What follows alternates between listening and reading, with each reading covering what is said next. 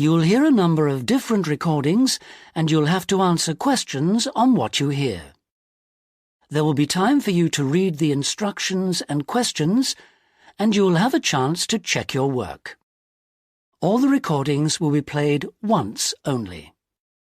The test is in 4 sections.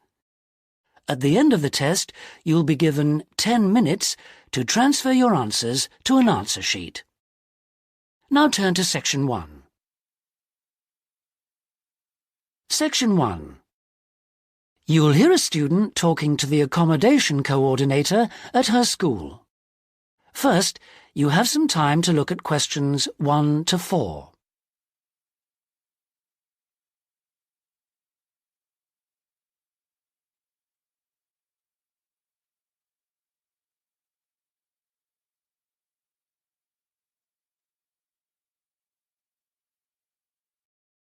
Now we shall begin.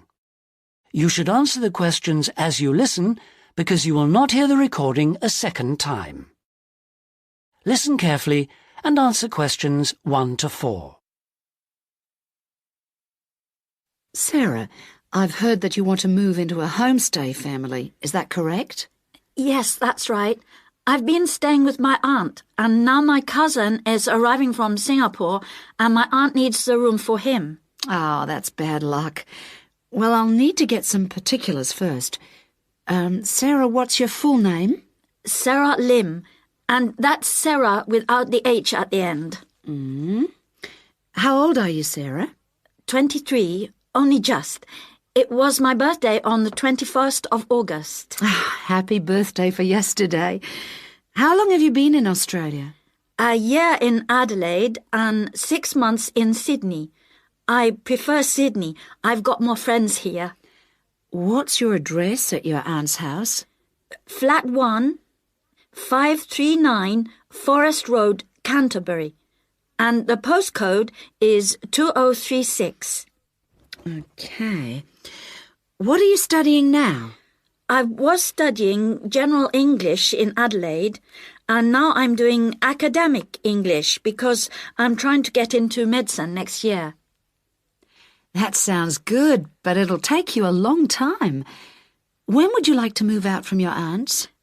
My cousin arrives on Friday morning, so I'd better be out on Thursday. What, the 7th of September? Yes, that's right.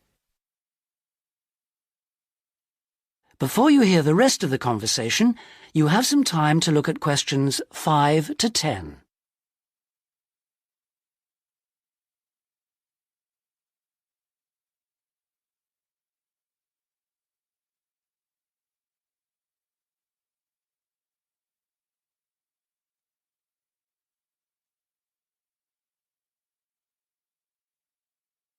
Now listen and answer questions 5 to 10. That doesn't leave us much time. Right, okay. I need to know what kind of accommodation you'd like so I can get you something suitable. Can I share a room with someone else? I've been alone in my room at my aunt's, and I've always shared with my sister, and I like that. Yes, fine. That'll save you money too. Would you like to live with a family, or do you think that a single person would be better for you? I have lots of very nice single people on my books. Do you have any women living alone, retired women? Yes, I have quite a few whose children have grown up and left home. In fact, I have some really lovely retired ladies living by themselves who just love the company of students. Most of them live in flats, but that's not a problem for you, is it? Not at all. I'm used to that. My aunt lives in a flat too, remember? I'm not used to a big house with a garden, swimming pool, pets and all that. Okay, fine. I know quite a bit about what you want now. I should let you know that your rent will be $160 per week. You'll have to pay me $320 as a deposit before you move in. The deposit is as insurance in case you break something. You'll need to pay monthly to me by cash or cheque, I don't mind. You don't need to pay for gas, electricity or water, but you will need to pay your proportion of the phone bill. Most families do that on an honour system, but you'll have to wait and see. Have you got any more questions for me? When will you know where I can go? I'll work on it now. So come and see me tomorrow, and I should have some news for you then. Thanks a lot. Goodbye. See you tomorrow. After lunch would be better for me. Okay. See you then. Bye. That is the end of section 1. You now have half a minute to check your answers.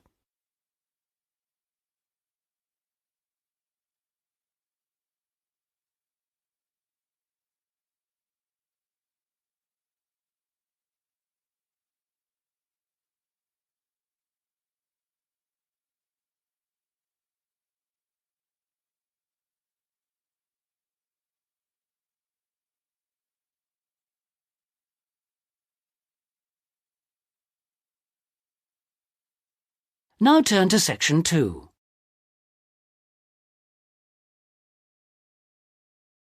Section 2. You'll hear Jane Hemington talking about this year's summer festival. First, you have some time to look at questions 11 to 14.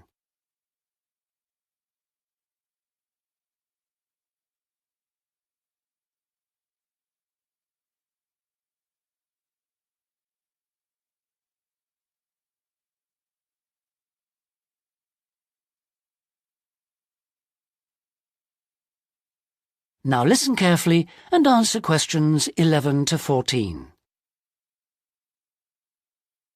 Good evening. And in this week's edition of Focus on the Arts, Jane Hemington is going to fill us in on what's in store for us at this year's Summer Festival. Over to you, Jane. Thank you, Jeffrey. This year, the Summer Festival is the biggest we've ever seen, so there should be something for everybody. This is the 3rd year they've run it, and the timing's slightly different. For the last couple of years, it's been around the 5th to 17th, but this year, they wanted to allow everyone enough time to recover from the 1st of January celebrations, and they've put it at the end of the month. The program has sensational theater, dance, and also a large number of art exhibitions. But the thing the festival is most famous for is its great street music. For today's report, though, Jeffrey, I'm looking at some of the theatrical events that you might like to see. In particular, at this year's theme, circuses. I'm going to tell you about 2 circus performances, but there are plenty of others in the program. I've chosen these because they represent distinct movements within circus performance. The first is the Circus Romano from Italy. As this is a traveling circus, it follows a long tradition by performing in a marquee, which is really like a canvas portable building, usually put up in a green space or car park rather than in a theater or stadium. Before you hear the rest of the talk, you have some time to look at questions 15 to 20.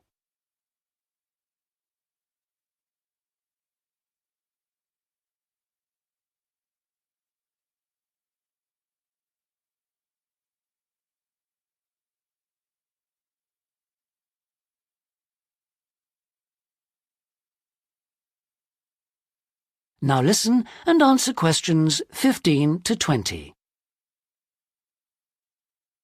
In spite of this, Circus Romano isn't at all like the traditional circuses I grew up with. There are no animals, just very talented clowning and acrobatic routines. The show has a lot of very funny moments, especially at the beginning. But the best part is the music and lighting. They're magical. At $45, it's very expensive anyway. It's really for adult tastes. In fact, much of it would be wasted on children, so I suggest you leave them at home. The second circus performance is Circus Electrica at the Studio Theater. The purists are suggesting that this isn't a circus at all. It's a showcase for skills in dance and magic, rather than the usual ones you expect in a circus. With only 6 performers, it's a small production which suits the venue well. The studio only seats about 200 people. For my money, it's the aerial displays which are outstanding, as well as the magical tricks. Features which are missing from Circus Romano. An interesting feature of the show is that the performers are so young. The youngest is only 14, but it's still well worth seeing. A good one for the whole family. And finally, as it's summer, you may wish to see some of the festival performances that are being presented outdoors, like the famous Mekong water puppet troupe performing in the city gardens this week. Now, water puppetry is amazing. It's large puppets on long sticks, controlled by puppeteers standing waist deep in the lake. The puppets do comedy routines, and there's some terrific formation dancing. This is a fantastic show, and the best moment comes at the end, seeing the puppeteers. When the troupe walks up out of the water, you get this amazing feeling. It's really hard to believe that what you've been watching is lifeless wood and cloth. As an adult, I had a great time, but I did note that other older people in the audience weren't quite as taken with it as I was. It's a must for young children, though, and that's the audience it's really aimed at. Well, that's all I've time for today, but I'll be back next week with more news of what's worth seeing and what it's best to miss. That is the end of Section 2. You now have half a minute to check your answers.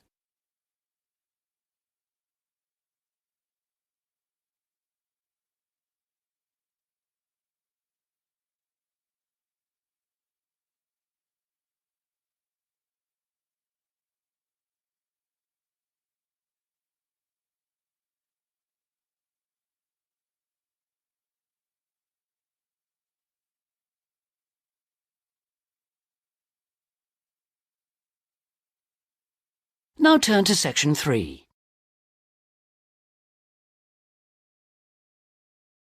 Section 3. You'll hear a conversation in a university student services office. First, you have some time to look at questions 21 to 25.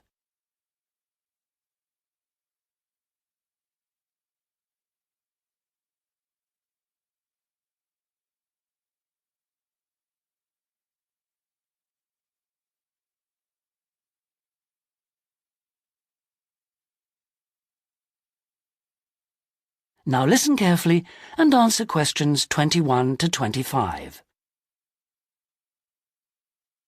Hello, I'm Dawn Matthews. Yes, hello.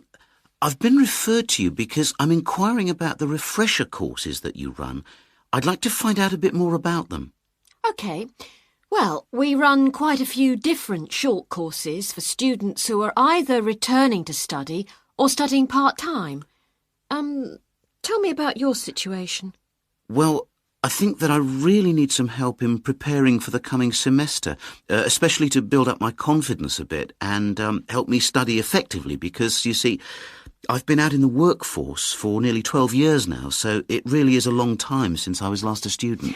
Yes, it can seem like a long time, can't it? Well, let me start by telling you what courses we have that might suit you. Are you an undergraduate or a postgraduate, arts or sciences? Undergraduate, and I'm in the business faculty. Right then. Well, first of all, there's our intensive Study for Success seminar on the 1st and 2nd of February. Mm-hmm. It's aimed at students like you who are uncertain about what to expect at college and looks at a fairly wide range of approaches to university learning to motivate you to begin your study and build on your own learning strategies. That sounds good. What are some of the strategies that are presented? Well, we try to cover all aspects of study. Some of the strategies in writing, for example, would be improving your planning for writing, organising your thinking, and building some techniques to help you write more clearly. With reading, there'll be sessions aimed at getting into the habit of analysing material as you read it, and tips to help you record and remember what you've read. It really is very important to begin reading confidently right from the beginning. There's also advice on how to get the most from your lectures and practice in giving confident presentations. as well as how to prepare for exams. What about the motivational side of things? Well, there's a range of motivational exercises that we do to help the students feel positive and enthusiastic about their study. The process of learning and exploring a subject can lead to a whole new way of looking at the world, and the study skills and techniques that you build up can be applied in all sorts of different ways. Before you hear the rest of the conversation, you have some time to look at questions 26 to 30.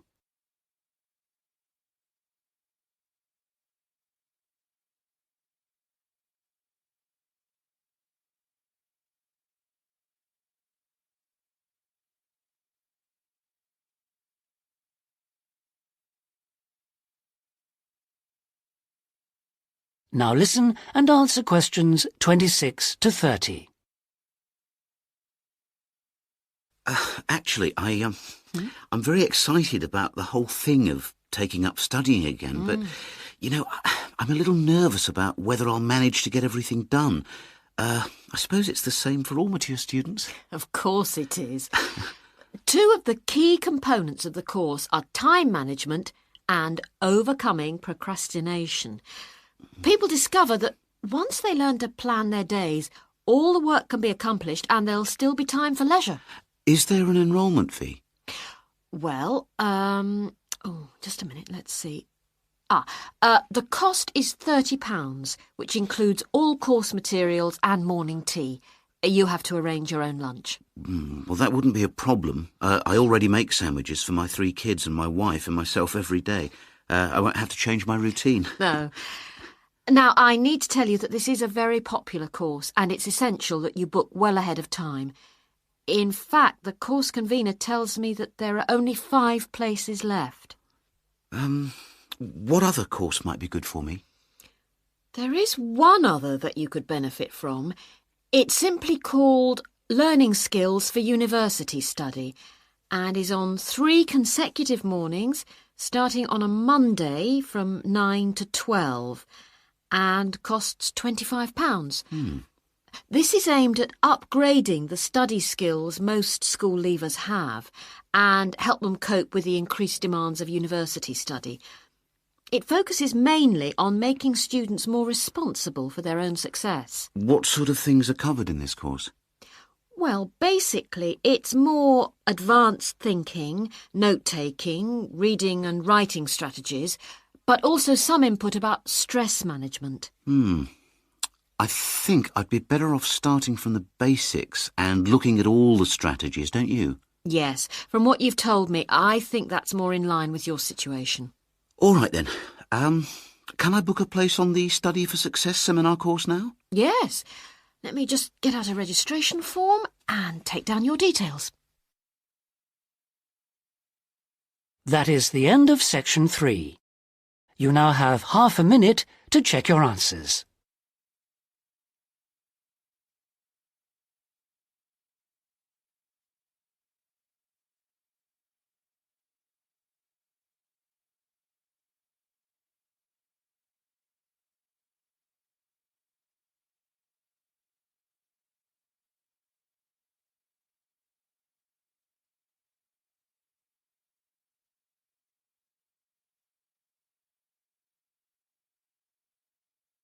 Now turn to section 4.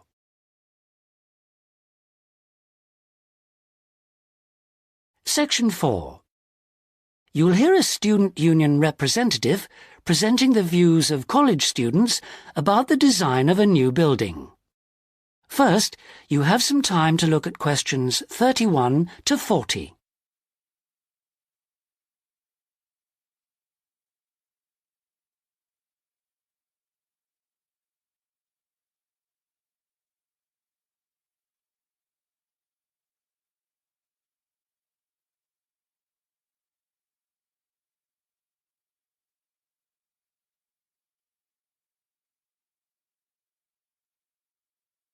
Now listen carefully and answer questions 31 to 40. We're very grateful that the committee has agreed that a representative for the Students' Union can present students' suggestions about the design for the proposed new union building. We appreciate that some of our ideas may not be feasible in the circumstances, but we do feel that it is important that the ultimate beneficiaries of the facilities should have some say in its design. If I could start by briefly explaining what steps were taken to find out student opinion and how we have arrived at conclusions. Firstly, a meeting was held in the current union for our SU committee to explain the options. Then we invited all students to submit written suggestions for the design, placing cards in a suggestion box. These suggestions then provided the basis for the design of a questionnaire which was completed by approximately 2,000 of the college students over a period of 3 weeks. Finally, the SU committee collated the results and drew up a report. If I can just hand around a copy of that report. This presentation is essentially a summary and discussion of the key points of this report. So, in broad terms, the consensus was as follows. Firstly, regarding the crucial matter of the site, we presented the 3 options that you have proposed. 1, in the city center near the Faculty of Education. 2, on the outskirts of the city near the park. And 3, out of town near the halls of residence. We asked students to cite reasons for and against these sites, and there was remarkable agreement on all 3. Site 1 was unpopular because of traffic and parking problems. Site 2 had a number of supporters, mainly because it was close to most lecture rooms, and Site 3, out of town near the halls of residence, was clearly the most popular because of access from living quarters. It was clear that the union was mainly to be used after lectures. It was also felt that the larger site would allow more room for a choice of facilities.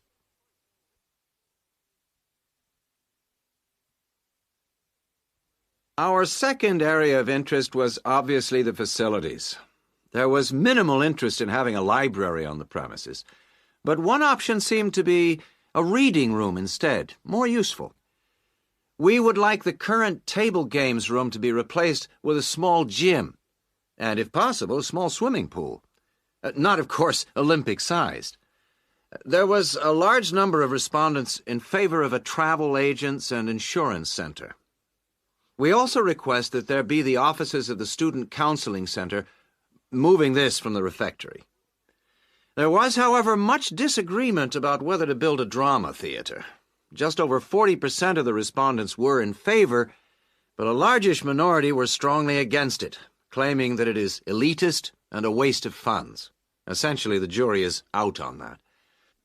Finally, given the number of unfortunate incidents in the current union over the past few months, a strong point was repeatedly made about security.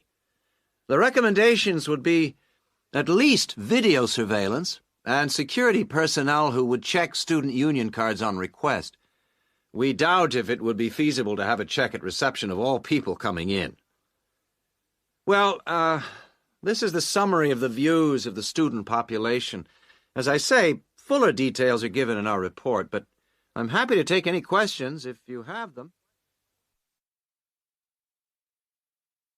That is the end of section 4. You now have half a minute to check your answers.